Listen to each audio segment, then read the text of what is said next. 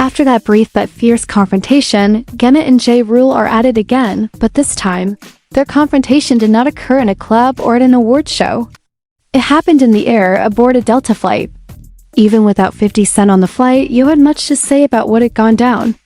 ASS_sucker? It all started on February 8, 2026. Super Bowl 60 had just concluded in San Francisco, and the Bay Area was filled with celebrities and industry moguls. The stars were out partying, hosting brand activations, and striking camera poses. Tony Yayo, Uncle Murder, and their crew had been with 50 Cent the entire Super Bowl 60 weekend, attending exclusive after parties, talking to draft picks, hanging with TikTok influencers, and rapping with rap legends. They were living the full-on gun-it lifestyle, no doubt about that. Tony Yayo talked about the Super Bowl 60 weekend in an interview with Vlad TV, saying that the crew was mobbing hard the entire Super Bowl 60 weekend, a virtual victory lap for Gun-It, but come Sunday morning, reality had sunk in. If it had happened in that room, there would be no Yaru, there would be number 50. I put that on my father. There would be no Rue, there would be number 50, ready to head back to New York to continue with business. The crew booked a Delta flight from San Francisco to JFK Airport, first class, of course. I swear this on my father's life, there wouldn't be any Rue. No 50, they were ready to fly back to New York and get back to business. They had booked a flight on Delta from San Francisco to JFK Airport. Of course, it's first class. Yayo, Murder, and the crew boarded early. They put their luggage in the overhead compartment. They had already secured seats 4C and 4D. The flight would take 5 hours. Business as usual. Just another flight. And then, just before takeoff, someone from the airport crew gives them a piece of information. Yaru was about to board on the same flight. The whole mood changed in an instant. Imagine G's crew relaxing in first class. Imagine them fully aware of what's about to go down. G's crew had the drop on him. The element of surprise was on their side. Yaru had no idea what kind of storm was coming his way. As passengers boarded the flight, Yo-Yo's eyes were fixed on what's about to go down. The anticipation hung in the air. Something heavy was about to drop. There were only 2 spots left. One at the front of the plane. One right in front of where he and Uncle Murder were seated. Yayo gives Murder a light tap on the arm. And then suddenly, there he is. Yaru walks down the aisle of first class by himself, with no crew, no security, no hype men, nothing. Just 2 bags and a boarding pass. When his eyes meet Yo-Yo's, however, his whole demeanor changes. Yayo explained that, in his world, spotting a member of 1G unit means something big is going down, because you don't know who else is around you. That by itself is street code right there. So when Ja takes a seat at 3A right in front of him, it's like sitting on a live grenade waiting to go off. Before the plane even starts taxiing down the runway, Ja turns around to break the ice a little bit. He's asking, "We good? We good?" It's not a hard, confident ask, but a tentative ask. Man. Let's not have any problems on this flight ask. According to Yayo, Uncle Murder was not having that, however, and quickly shoots back at Jay, telling him not to even talk to him at all on this flight. And if you know Murder, you know that his Brooklyn attitude is loud, raw and unapologetic, a voice that commands attention, a voice that fills a room, even a cramped first-class section on a plane. Instantly, that tranquil flight turns into a scene, with passengers looking around, flight attendants moving in, chaos erupting on a plane that still hasn't even left the ground yet. And then things change forever with Yayo yelling loudly, clearly, "Suck my well, you know the rest." Everyone on that plane, first class and business combined, heard that and he snapped. He grabbed what was available, a Delta Airlines complimentary pillow. He flung it, aimed squarely at Yo-Yo's head, and with a thud, knocked his hat off his head. The cabin came to an immediate standstill. At 30,000 feet, it was like pure madness waiting to happen. He joked that TMZ had contacted him, claiming that witnesses had stated that he had been loud and aggressive. Jay's response was basically, "Yep, and I'd do it again." No PR, no spin, no nothing, just pure unadulterated petty nostalgia.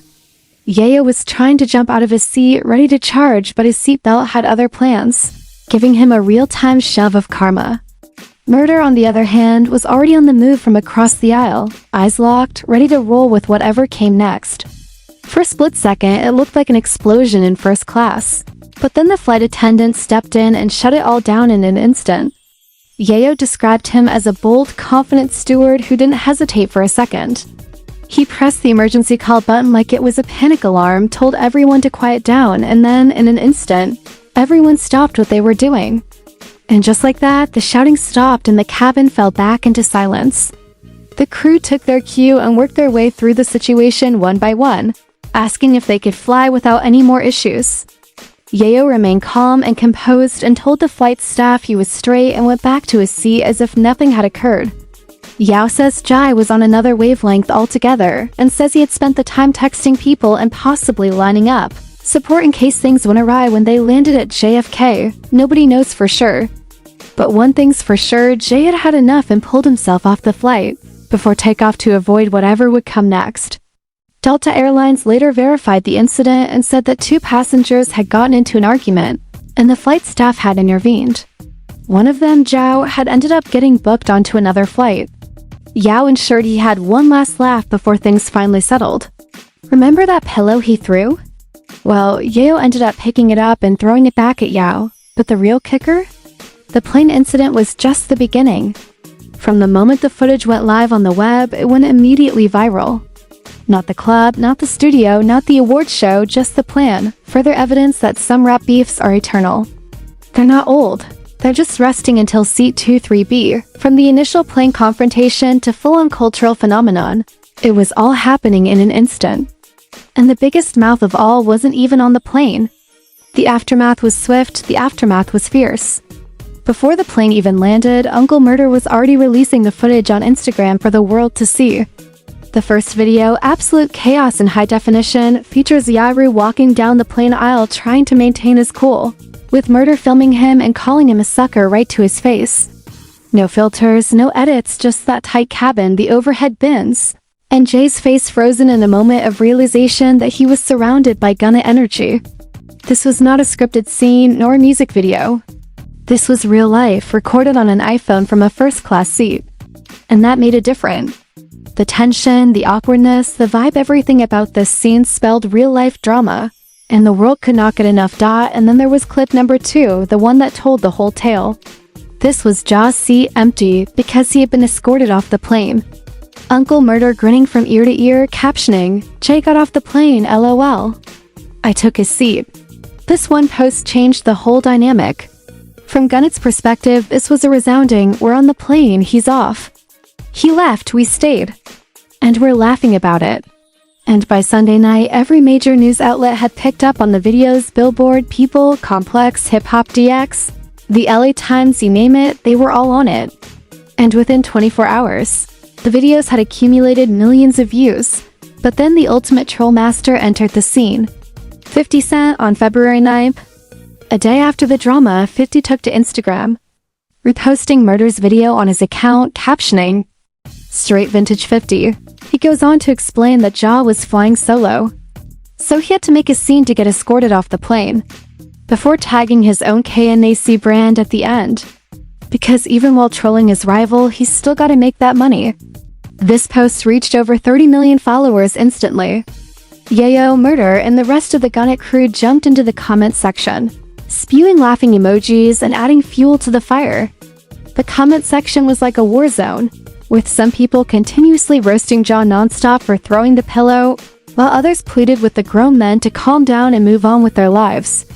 But of course, 50 Cent was far from done with the drama. Not even close. The King of Pettiness decided to take it to the next level, creating an artificial intelligence video that took the situation to absurd levels.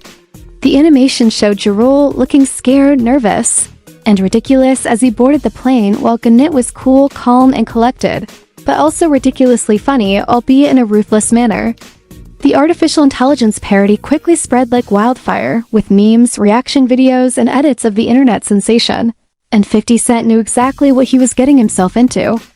The rap battle between Jay and 50 Cent quickly escalated to one of the wildest, most internet-breaking showdowns in the history of hip-hop culture, with the splashy video being the catalyst of the internet frenzy. However, the reality of the situation was quite obvious. Jarrell did not release the video. trying to troll Gun, but 50 Cent was the one releasing his own version of internet warfare. The artificial intelligence video was meant to humiliate Jai, looking ridiculous and going viral in.